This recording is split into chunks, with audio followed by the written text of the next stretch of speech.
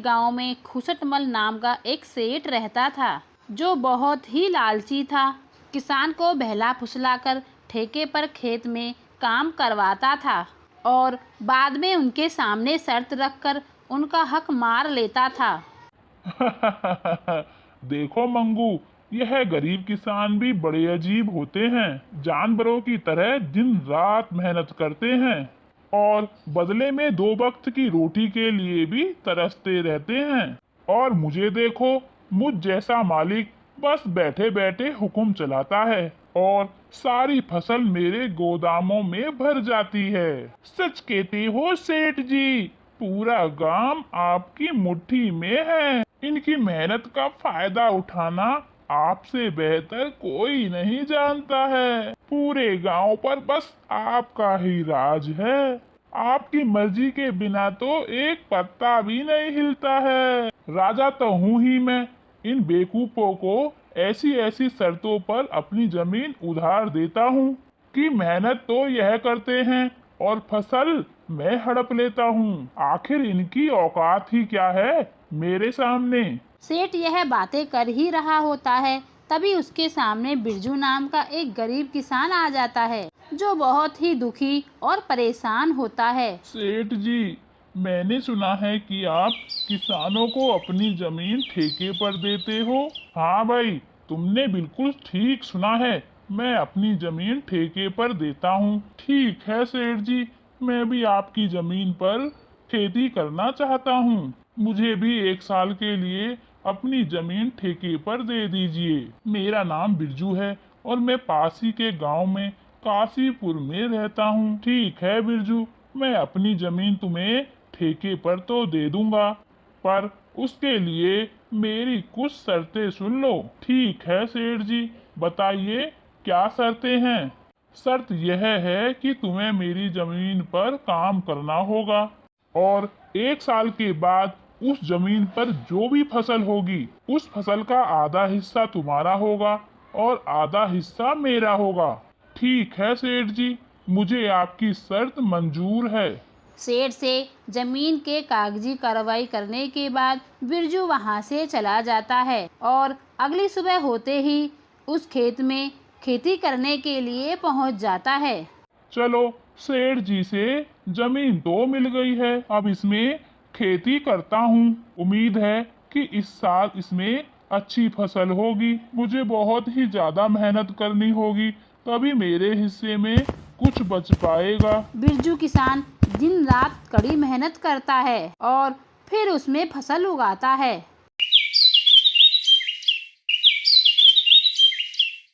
कुछ महीने बाद उसमें फसल उग के तैयार हो जाती है। बिरजू अब अपनी उस फसल में कटाई भी शुरू कर देता है। चलो भाई, इस साल तो काफी अच्छी फसल हुई है। चलो, आधी अगर जमींदार भी ले जाएगा तो मेरे भी हिस्से में कुछ तो आ ही जाएगा। बिरजू की उगाई हुई फसल की खबर सेठ खुसटमल के कानों तक पहुंच जाती है। अरे सेठ जी, सुनते हो क्या? आज बिरजू अपनी फसल की कटाई कर रहा है। इस साल बिरजू की फसल तो बहुत ही ज्यादा अच्छी हुई है। क्या सच में? ये तो बहुत ही अच्छी खबर है कि बिरजू आज फसल की कटाई कर रहा है। चलो, चलकर देखते हैं। अरे बिरजू, फसल तैयार हो गई है क्या? इस बार तो तुम्हारी फसल काफी अच्छी लग रही है। हाँ सेठ जी, इस बार मैंने धान की फसल लगाई है। काफी मेहनत करने के बाद इतनी अच्छी फसल हुई है। अब तो मैंने इसमें कटाई भी शुरू कर दी है। अरे यार, तेरी मेहनत से तो कुछ भी नहीं हुआ है। यह तो मेरी उपजाऊ जमीन का कमाल है। तुम्हारी मेहनत हो या ना हो, लेकिन फसल तो अच्छी होगी। सेठ जी, खेत अगर भले ही उपजाऊ हो, लेकिन अगर वहाँ मेहनत नहीं होगी तो फसल कैसे अच्छी होगी? मैंने बहुत ही ज्यादा मेहनत की है इस पर। ऐसा मत बोल बिरजू, मेहनत तो किराए के मजदूर भी करते हैं। असली कमाई का हकदार तो वही है जिसकी जमीन है। शर्त के मुताबिक अब जल्दी से मेरी हिस्से की आधी फसल निकाल दे, ताकि मैं चलूं यहाँ से, मुझे और भी काफी काम है।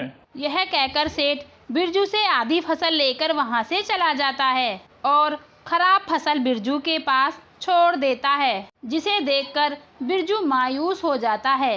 हे ऊपर वाले, इतनी मेहनत करने के बाद भी बस इतनी सी फसल मेरे हाथ आई है।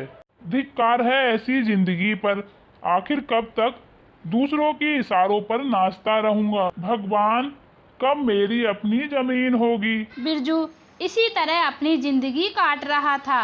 कुछ दिन बाद बिरजू का बेटा रमन, जो शहर पढ़ने के लिए गया था, वापस गांव आ जाता है। गांव आने पर जब उसने गांव का नजारा देखा तो उसे बहुत ही ज्यादा दुख हुआ। पिताजी, हमारे गांव का ये क्या हाल है। सभी लोग दुखी और परेशान नजर आ रहे हैं। आखिर बात क्या है पिताजी। बेटा, इस गांव में किसानों की यही किस्मत है।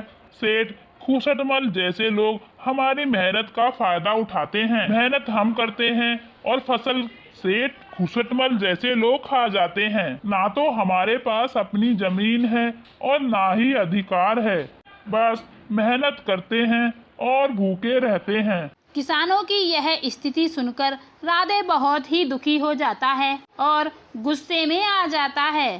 पिताजी, आप चिंता मत कीजिए और अब यह न्याय अब नहीं होगा। आज से मैं खेती करूंगा और सेठ खूसटमल को उसी की शर्तों में, उसी की चालाकी से जवाब दूंगा। अगले ही दिन राधे सेठ खूसटमल के घर पहुंच जाता है। कहो राधे, क्या बात है। सेठ जी, पिताजी की जगह मैं खेती करूंगा और मुझे ठेके पर कुछ जमीन चाहिए। क्या बात है, अब तुम खेती करोगे। जाओ, अभी तुम्हारे अंदर इतना दम नहीं है। बच्चे, पढ़े लिखे लड़के खेती के नाम पर गधे साबित होते हैं। नहीं सेठ जी, ऐसा मत बोलिए। पढ़ा लिखा हूँ, लेकिन हूँ तो किसान का ही बेटा। चल ठीक है, मान लेता हूँ। वैसे भी आजकल काम का क्या रह गया है। पढ़ लिख कर सब ऐसे ही बेरोजगार ही तो घूम रहे हैं। आपका बहुत बहुत धन्यवाद सेठ जी। अरे धन्यवाद तो बाद में दे देना, पहले मेरे नियम और शर्तें तो सुन लो। क्या शर्त है सेठ जी, मुझे बताइए। सेठ खूसटमल, यह तो बच्चा है, इसे कुछ ऐसी शर्त बताता हूँ जिससे कि ये सारी फसल मेरी हो जाए। वैसे भी इसका पिता बिरजू हर साल धान की फसल ही लगाता है, तो ये बेवकूफ भी धान की फसल लगाएगा। अच्छा राधे सुनो, तुम जो भी फसल लगाओगे उसका आधा हिस्सा मैं रखूंगा और आधा तुम रखोगे, लेकिन ऊपर का हिस्सा मैं रखूंगा और नीचे का हिस्सा तुम्हारा होगा। अगर मेरी यह शर्त मंजूर है तो बोलो। ठीक है सेठ जी, मुझे आपकी शर्त मंजूर है। ऐसा ही होगा सेठ जी। अगले दिन से ही राधे खेतों पर काम करना शुरू कर देता है। राधे ने इस बार धान के बदले आलू की फसल लगाई थी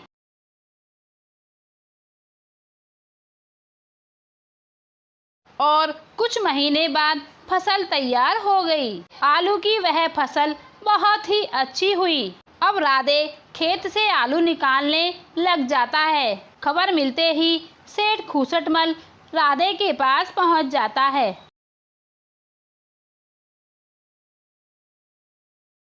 अरे राधे, शर्त तो याद है तुम्हें, आधा मेरा और आधा तुम्हारा।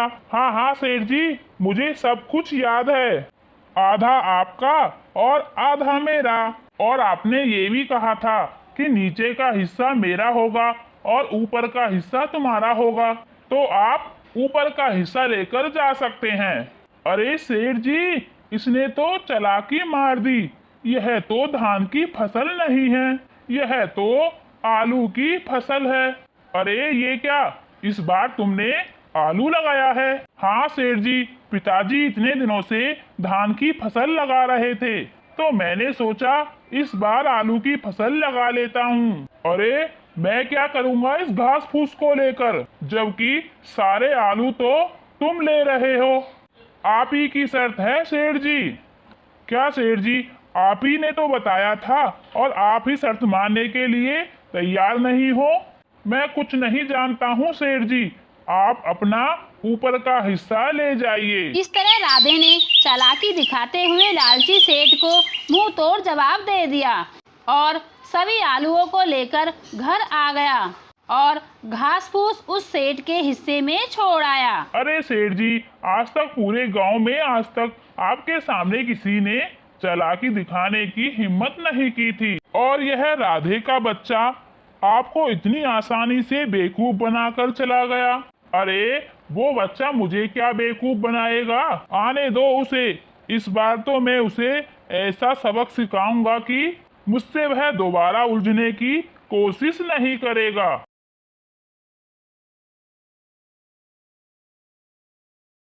कुछ दिन के बाद राधे दोबारा सेठ जी के पास आता है। कैसे हो सेठ जी? कहो लड़के, इस बार तुम्हें क्या चाहिए? आपकी जमीन ठेके पर चाहिए सेठ जी। ठीक है, तो मेरी इस बार की शर्त भी सुन लो लड़के। इस बार तेरी कोई भी चालाकी नहीं चलेगी। इस बार फसल के नीचे का हिस्सा मैं लूंगा और ऊपर का हिस्सा तेरा होगा। बोलो, मेरी यह शर्त मंजूर है? मुझे मंजूर है सेठ जी। इस बार ऊपर का भाग मेरा होगा। इस तरह राधे सेठ से बात करने के बाद अपने घर आ जाता है और इस बार दोबारा खेती करने की तैयारी में जुट जाता है। राधे इस बार गेहूं की फसल लगाता है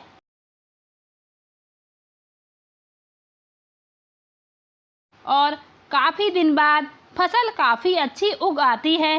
अरे वाह, इस बार तो गेहूं की फसल काफी अच्छी लहरा रही है। आने दो उस लालची सेठ को, फिर मजा चखाता हूँ उसको। फिर कुछ दिन के बाद सेठ राधे के पास आता है। जैसे ही सेठ गेहूं के खेत में पहुंचा, उसका दिमाग चकराना शुरू हो गया। अरे ये क्या, इसने तो इस बार गेहूं की फसल लगा दी है। यह लड़का तो जितना मैं सोच रहा था उससे कहीं ज्यादा होशियार निकला।